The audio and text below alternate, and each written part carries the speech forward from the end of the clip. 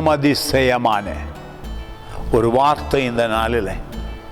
இயேசு கிறிஸ்து இந்த நாளிலும் எப்பொழுதெல்லாம் வேதத்தை வாசிக்கிறீர்களோ அப்பொழுதெல்லாம் உங்களோடு பேசுகிறார். இந்த வார்த்தை என் உள்ளத்தை தொட்டது.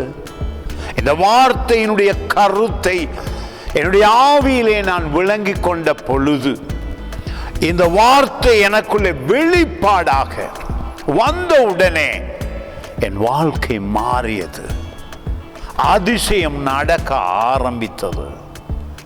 வேதமும் இயேசும் ஒன்றே. பரலோகத்திலிருந்து வந்த வேதம் தான் இது. இயேசு கிறிஸ்து வார்த்தையாய் இருந்தார், இருக்கிறார், என்றும் இருப்பார். பாருங்கள் இந்த வார்த்தை.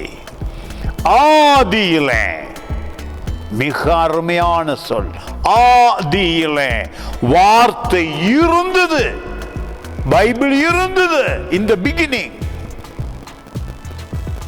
அந்த வார்த்தை தேவன் இடத்தில் இருந்தது. மிக மிக முக்கியம். வேதம் பிதாவோடு இருந்திருக்கிறது. இயேசு பரலோகத்தில் இருந்து பூமிக்கு வந்தவர். அந்த வார்த்தை தேவனாயிருந்தது. இன்று இயேசுவோடு பேச ஆசைப்படுகிறீர்களா? இரவும் பகலும் அவருடைய வேதத்தை மனதில் நினைத்து அந்த வசனத்தை மீண்டும் மீண்டும் அறிக்கை செய்து ஆவியோடு உறவாடும் பொழுது தேவ வார்த்தை ஆவியாயிருக்கிறது. தேவ வார்த்தை ஜீவனாயிருக்கிறது. உங்களுக்கும் வார்த்தைக்கும் உறவு வரும் பொழுது தேவன் உங்களோடு பேச ஆரம்பிக்கிறார். உங்களுடைய ஆசீர்வாதங்கள் அற்புதமாக அதிகரிக்க ஆரம்பிக்கும்.